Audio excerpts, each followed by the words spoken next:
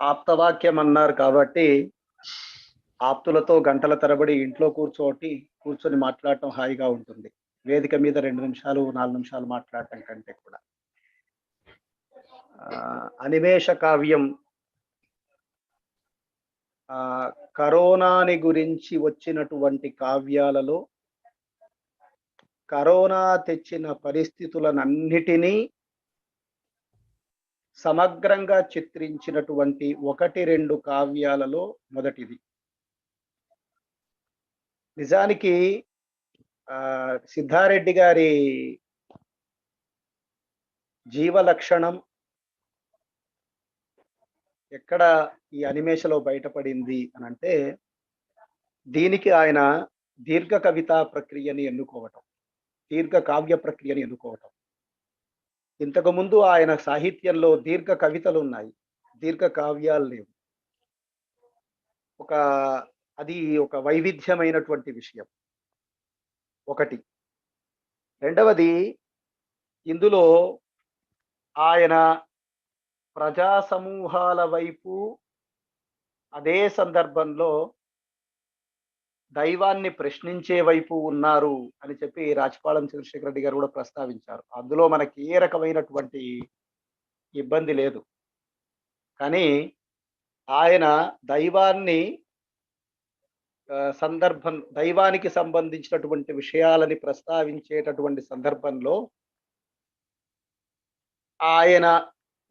ఆయన పట్ల విశ్వాసాన్ని కలిగిన వాళ్ళ వైపు కూడా ఒక వాక్యం కనిపిస్తుంది ఎక్కడో ఒక దగ్గర కావ్యంలో.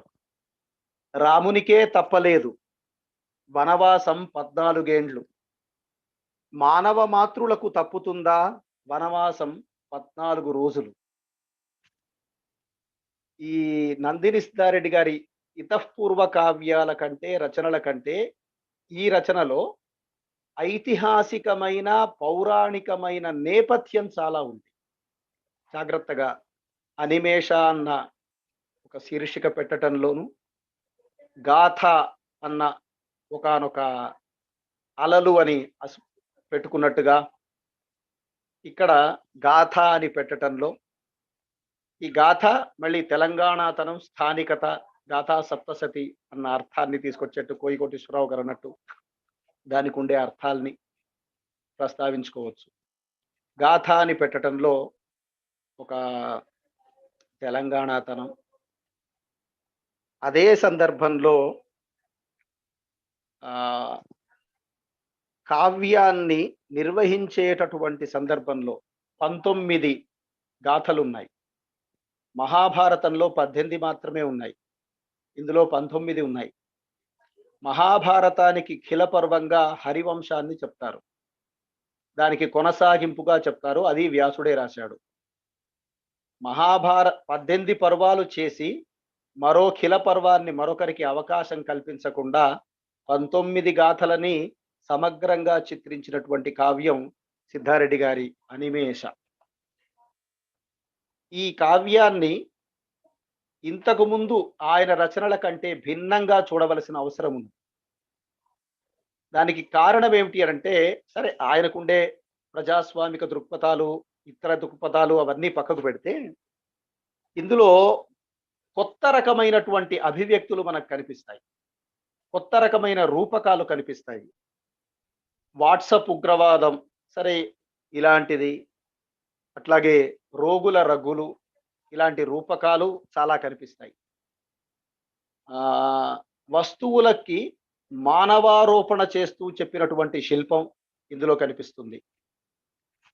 ఇట్లా చెప్పుకుంటూ వెళ్తే చాలా విశేషాలు ఉన్నాయి. మరో విశేషం ఏంటి అనంటే, ఇందులో 19 గాథల్లో విపత్గాథ, వలసగాథ, ద్వేషగాథ, వికృతగాథ, విరాగగాథ, దుఃఖగాథ, సఫలగాథ, ఈ 7 చాలా సుదీర్ఘమైనవి. మిగతావన్నీ 3-4 పేజీల ఇదిలో కొనసాగితే ఇవి సుదీర్ఘంగా కొనసాగాయి. కరోనా సమయంలో ఏవి సుదీర్ఘంగా కవిని భావోద్వేగానికి గురి చేశాయి అనేది తెలుస్తుంది, ఏవి చర్చకు నిలిచాయి అనేది ఈ సుదీర్ఘ మైనటువంటి వాటిని సుదీర్ఘంగా కవిత్వీకరించటం ద్వారా సిద్ధారెడ్డి గారు సాధించినటువంటి ఒక కొత్త రకమైనటువంటి ప్రయోజనం. మరో అంశం ఏమిటి అనంటే, సంఖ్యాశాస్త్రం ప్రకారం, సంఖ్య ప్రకారం అంటున్నాను, ఇదేదో చమత్కారంగానే ఉంటుందనుకోండి. 19 గాథలున్నాయి. 9, 1 కలిపితే 10. 10లో మళ్ళీ ఏం మిగిలింది అంటే ఒకటే మిగిలింది. అంటే మానవుడు మిగిలాడు లేదా కరోనా మిగిలింది. కరోనా జయించినప్పుడు మనిషి చచ్చిపోయాడు. మనిషి జయించినప్పుడు కరోనా చచ్చిపోయింది. అలాంటి ఒక తాత్విక సత్యాన్ని పర్యావరణ, వైజ్ఞానిక, సామాజిక, సాంస్కృతిక దృక్కోణంతో వివేచించినటువంటి కొత్త అభివ్యక్తితో కొత్త సిద్ధారెడ్డి గారిని మనకు పరిచయం చేసినటువంటి కవిగా కొత్తగా పరిచయం చేసినటువంటి కావ్యం ఈ అనిమేష అని మనవి చేస్తూ, ఈ 4 మాటల్ని నేను సిద్ధారెడ్డి గారితో ఫోన్‌లో కూడా పంచుకోగలను. ఏదో వ్యాస రూపంలోనూ పంచుకోగలను. అలాంటి ఓ సందర్భాన్ని నాకు కల్పించినటువంటి తెలుగు భాషా చైతన్య సమితి మిత్రులకి, జేపీ, బడే సాబ్, వెంకట్ అందరికీ కూడా కృతజ్ఞతలు అర్పిస్తూ ముగిస్తున్నాను. నమస్తే.